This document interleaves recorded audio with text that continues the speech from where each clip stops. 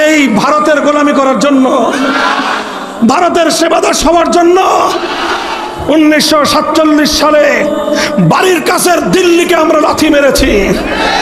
বাংলাদেশের চতুর্পার্শ্বের এই ভারতকে আমরা তালাক দিয়েছি, দিল্লিকে আমরা লাল কার্ড দেখিয়েছি।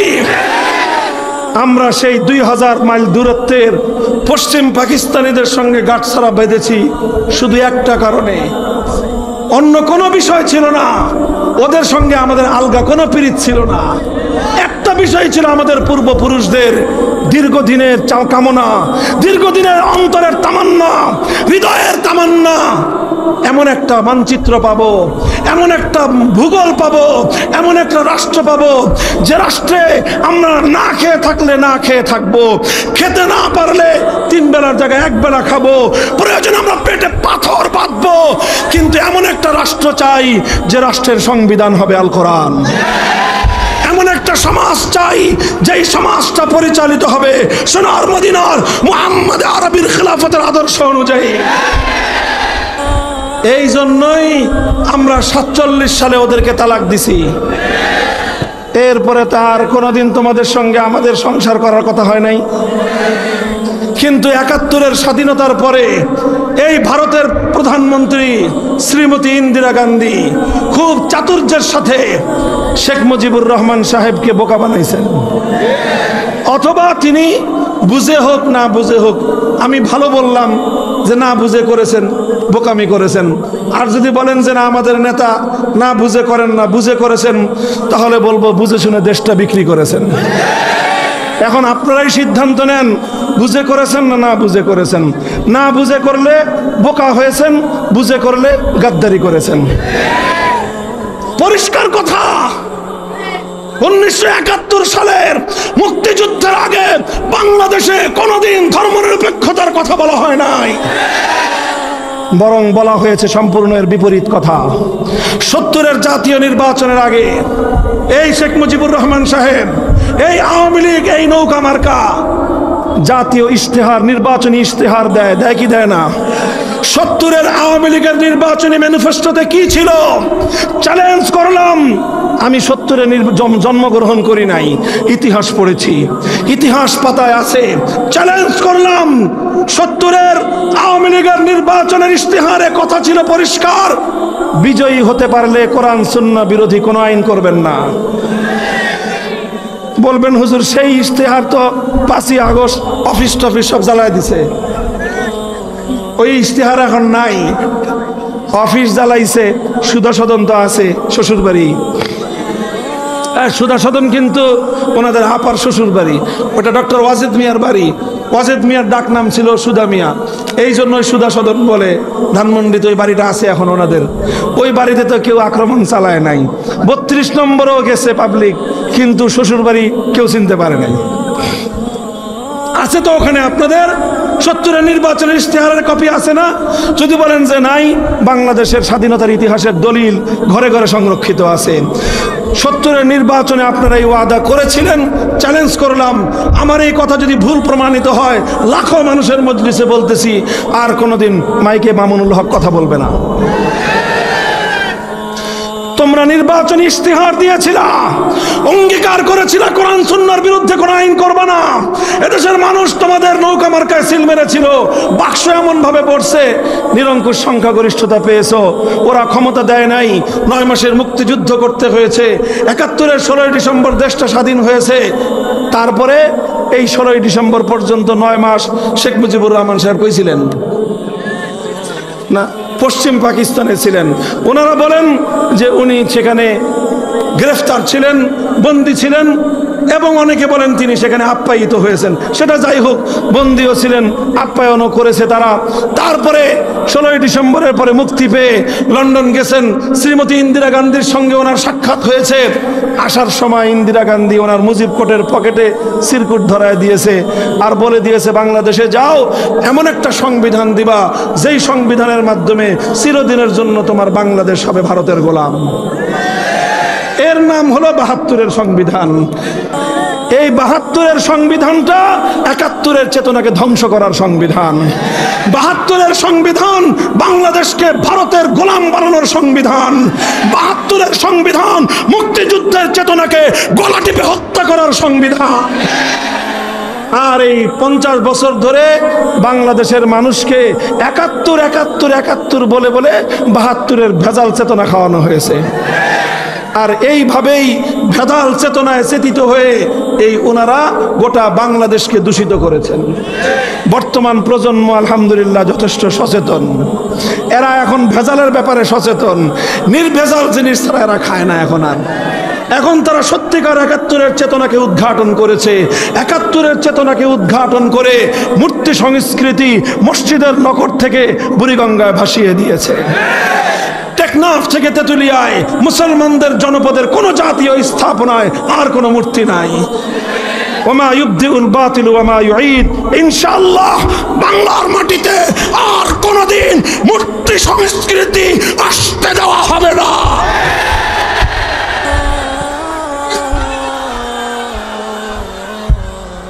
তারা মনে করেছিল 2008 সালে এই ভিনদেশী সেবাদাসী ক্ষমতায় আসার পর আবার নতুন করে সংবিধানের মধ্যে ভারতের দালালির সেই চুক্তি, সেই মূলনীতি, ধর্মনিরপেক্ষতা, এটা বাংলাদেশের সংবিধানে থাকার কথা নয়। এটা হলো ভারতের সংবিধান থেকে কপি করা হয়েছে বাংলাদেশে। এই সংবিধান ভারতের সংবিধান থেকে কপি করে বাংলাদেশে ধর্মনিরপেক্ষতাকে যুক্ত করে বাংলাদেশকে ভারতের আদলে গড়বার একটা অলিখিত দাসত্বের চুক্তি ছিল তাদের সঙ্গে। 2008 সালে ক্ষমতায় এসে 15 বছর পর্যন্ত সে ওটাকেই রপ্ত করেছে, চেতনা ওইভাবেই চেষ্টা করেছে। করতে করতে 5ই আগস্টের বিপ্লব সংগঠিত হয়েছে। এই 5ই আগস্টের বিপ্লবের পর ভারতের সেবাদাসী এখান থেকে লাঠি খেয়ে উষ্টা খেয়ে ওই তাদের কোলে গিয়ে আশ্রয় গ্রহণ করার পর ওদের এখন মাথা খারাপ হয়ে গেছে। এখন তারা আমার বাংলাদেশের উপ হাই কমিশন আগরতলার মুসলমানদের বাংলাদেশের হাই কমিশনে হামলা চালায়, লাল সবুজের পতাকায় আগুন ধরায়, বাংলাদেশের মুসলমানদেরকে গালাগালি করে পাগলের মতো আচরণ করতেছে। 15টা বছর পর্যন্ত এদেশের মানুষের অধিকারগুলোকে তোমরা বুটের তলায় পিষ্ট করেছো। 15 বছরের কথা বাদ, আমরা বহু আগে থেকেই বলেছিলাম বাংলাদেশকে যদি স্বাধীন স্বনির্ভর আত্মমর্যাদাপূর্ণ জাতি হিসাবে মাথা উঁচু করে দাঁড়াতে হয়, সীমান্তের অপর প্রান্তে প্রভুদেরকে তাদেরকে নমনম করা ছাড়া তাদের সঙ্গে অধিকারের আদায়ের দাবির অধিকার নিয়ে কথা বলতে হবে, অধিকারের দাবি নিয়ে কথা বলতে হবে। আমাদের কথাগুলো অনেকের কাছেই এতদিন ভালো লাগতো না, তবে আলহামদুলিল্লাহ এখন সকলের কান দিয়ে পানি ঢুকেছে। এই গত 3 দিন আগে সরকার প্রধান, মাননীয় প্রধান উপদেষ্টা সারা দেশের সব ধরনের সকল রাজনৈতিক দলগুলোকে ডাকছেন, সব ধর্ম নেতাদেরকে ডেকেছেন। সবাইকে ডেকে এখন বলছেন এই যে আধিপত্যবাদী আচরণ, বাংলাদেশের আত্মমর্যাদাকে ক্ষুণ্ণ করবার যে আগ্রাসী মনোভাব পার্শ্ববর্তী রাষ্ট্রের, এর বিরুদ্ধে গোটা বাংলাদেশকে আজ ঐক্যবদ্ধ হতে হবে। আমি যেই কথা বলেছি, আমার কথার মধ্যে হিন্দু ভাইদের প্রতি কোনো বিদ্বেষ নাই, বৌদ্ধ ভাইদের প্রতি কোনো বিদ্বেষ নাই, খ্রিস্টান ভাইদের প্রতি কোনো বিদ্বেষ নাই আমাদের মধ্যে। আমি শুরুতেই ভাই বলে সম্বোধন করেছি, শেষেও ভাই বলে সম্বোধন করে শুধু এতটুকু বলেছি, রিয়ালিটি মেনে নাও। এই কথাটুকুই শুধু বলেছি, রিয়ালিটি। তোমার ধর্মে রাজনীতি নাই, আমার ধর্মে রাজনীতি আছে, শুধু এই কথাটুকু মেনে নাও। সুতরাং তোমার ধর্মের কাছে রাজনৈতিক সমস্যার সমাধান নাই, আমার ধর্ম অনুযায়ী এই পৃথিবীর সর্বশ্রেষ্ঠ রাজনৈতিক সমাধান আমার ধর্মের কাছে আছে। সুতরাং তোমার কাছে যেটা নাই সেটা তুমি আমার কাছ থেকে নাও ভাই। তোমার বাড়িতে নুন না থাকলে তুমি আমার বাড়ি থেকে নাও, আমার বাড়িতে দুধ না থাকলে আমি তোমার বাড়ি থেকে দুধ নেই, আমার বাড়িতে ভাত রান্না না হলে আমি তোমার বাড়ি থেকে ভাত নেই, আমার বাড়িতে তরকারি না থাকলে তোমার বাড়ি থেকে তরকারি নেই, তোমার বাড়িতে রুটি না থাকলে তুমি আমার বাড়ি থেকে রুটি নাও। তোমার কাছে রাজনৈতিক আদর্শ নাই, আমার কাছে রাজনৈতিক আদর্শ আছে, তুমি আমার রাজনৈতিক আদর্শ নাও। তোমার কাছে অর্থনীতির সমস্যার সমাধান নাই, আমার কাছে অর্থনীতির সমস্যার সমাধান আছে, তুমি আমার কাছ থেকে অর্থনীতির সমস্যার সমাধান নাও। তোমার ব্যবসায় টাকার প্রয়োজন হলে তুমি মুসলমানের কাছ থেকে তো লোন করো, তুমি আমার কাছ থেকে ইসলামী অর্থনীতি, ইসলামী রাজনীতি লোন নাও। কোন ধরনের ইন্টারেস্ট দিতে হবে না। আনলিমিটেড টাইম তোমাদেরকে আমরা প্রোভাইড করব, নিরাপত্তা দিব, অধিকার দিব। ইসলাম তোমাকে যেই অধিকার দিবে, ধর্ম নিরপেক্ষতাবাদীরা সেই অধিকার তোমাকে দিতে পারবে না। তোমার সঙ্গে ধোঁকাবাজি করবে, প্রতারণা করবে, কারণ ধর্ম নিরপেক্ষতার মূল বুনিয়াদ ধোঁকাবাজির উপর, মুনাফিকের উপর, ইসলামকে দাবায় রাখবার ভণ্ডামির চেতনার উপর। সুতরাং এই কথাটা এখন পরিষ্কার। এই যে ভারতীয় সেবা দাসত্বের মূল যে গোলামীর চুক্তি, মূল যে গোলামীর ধারা, সেটা হলো ধর্ম নিরপেক্ষতাবাদ। এই জন্য অন্তর্বর্তীকালীন সরকারকে বলবো, যদি এই আধিপত্যবাদ, সাম্রাজ্যবাদী আগ্রাসনের এই বিষক্রিয়া থেকে যদি বাঁচতে হয়, বিষ বৃক্ষকে উপরে ফেলতে হবে। আপনি বিষ বৃক্ষের গোড়ায় পানি ঢালবেন আর শুধু উপর দিয়ে ডাল ছাড়বেন, এতে বিষ বৃক্ষ আরো সুন্দর হবে, ডালপালা মেলে দিবে। কথা বলেন? গাছের যদি ডালপালা ছাটা হয় তো গাছটা আরো সুন্দর করে নতুন ভাবে নতুন ডাল গজায়। তাহলে এই বিষ বৃক্ষ উপরে ফেলতে হলে উপায় একটাই, শেকড় সদ্য উপরে ফেলেন। ভারতীয় আধিপত্যবাদের বাংলাদেশে শেকড় হলো ধর্ম নিরপেক্ষতাবাদ।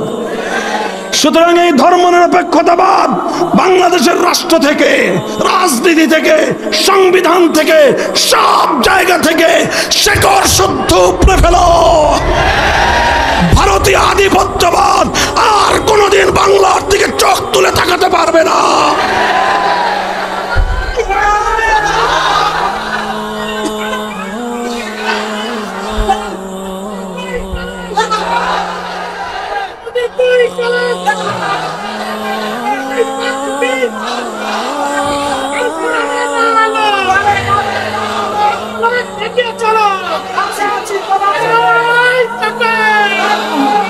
আমরা বলতে চাই, বর্তমানে বাংলাদেশের একটা গুরুত্বপূর্ণ এজেন্ডা হলো ভারতীয় আধিপত্যবাদ রুখে দাঁড়াও।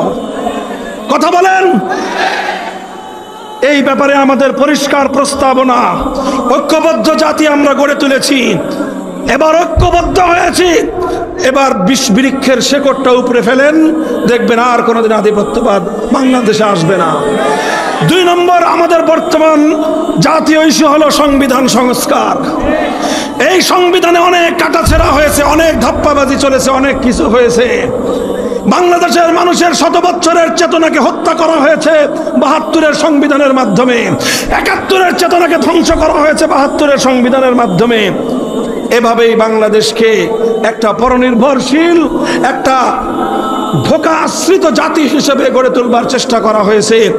এখন বাংলাদেশের আগস্ট বিপ্লব পরবর্তী সময়ে আমাদের স্পষ্ট কথা, একটা সাজেশন আমরা দিয়ে যাই, সংবিধান সংস্কারের সময় একটা কথা সংযুক্ত হতে হবে। সেই কথাটার ভাষা যেভাবেই হোক, তার মূল মর্ম হবে এই: মুসলমানদের 90% মুসলমানদের এদেশে 1947 সালের বিভক্তির মাধ্যমে মুসলমানদের অধিকার হিসেবে চিহ্নিত এই মানচিত্রের মধ্যে, ভারত থেকে বিচ্ছিন্ন হওয়া এই মানচিত্রের মধ্যে, হিন্দু জনগোষ্ঠী থেকে আলাদা হয়ে মুসলমানদের জন্য বরাদ্দকৃত এই অংশের মধ্যে সংবিধানে একটা ধারা থাকতে হবে। সেই ধারা হলো, কোরআন সুন্নাহ বিরোধী কোনো আইন, কোনো নীতি, আল্লাহর ইসলামী শরিয়া বিরোধী কোনো নীতিমালা, কোনো বিধান, কোনো আইন থাকতে পারবে না। ইসলাম বিরোধী, শরিয়া বিরোধী কোনো আইন, কোনো নীতি যদি আসে, সেটা অটোমেটিক ভাবে অকার্যকর, বাতিল বলে গণ্য হবে।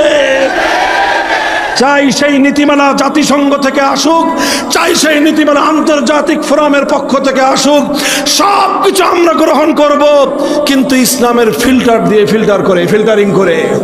যদি ইসলাম এলাও করে ওয়েলকাম, যদি ইসলাম এলাও না করে যেখান থেকে আসুক বঙ্গোপসাগরে ভাসিয়ে দাও। আমরা আজকে সংবিধান সংস্কারের জন্য এই প্রস্তাবনা তুললাম আমি, যে কোরআন সুন্নাহ বিরোধী অথবা ইসলামী শরিয়া বিরোধী কোনো আইন, কোনো নীতিমালা, কোনো ধারা বাংলাদেশে গ্রহণযোগ্য হবে না। আপনারা একমত? একমত আছেন তো? হাত নামান লাখো জনতার, বাংলাদেশের মানুষের হৃদয়ের এই আকুতি, শত বছরের আমাদের পূর্বসূরীদের আত্মদান, হাজারো লাখো শহীদের রক্তের ঋণ শোধ করেন এবার, শোধ করেন এবার। আগস্ট বিপ্লবের পর হাতে পায়ে ধরে বলছি, এবার আমাদের এই প্রাণের দাবিটুকু মেনে নেন। যদি না মানেন, প্রশ্ন বলেন, যদি হুজুর না মানে কি করবেন? পরিষ্কার ভাষায় বলে দেই, যদি আমাদের এ দাবি সহজ ভাষায় না মানা হয়, আল কোরআনের বিপ্লব আনার জন্য, ইসলামী রাষ্ট্র প্রতিষ্ঠার জন্য শহীদি ঈদগাহে মাথায় কাফনের কাপড় পরে লক্ষ কোটি যুবক হাজির হবে, রক্ত দিবে, জীবন দিবে।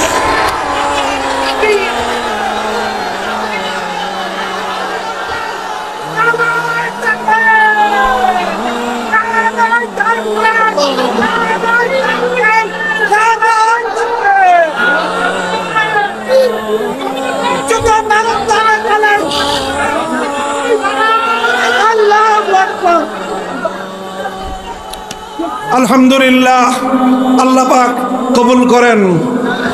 আর আপনারা প্রস্তুতি গ্রহণ শুরু করে দেন ইনশাআল্লাহ। আমরা অনন্তকাল পর্যন্ত কারো চেহারার দিকে তাকায় থাকবো না।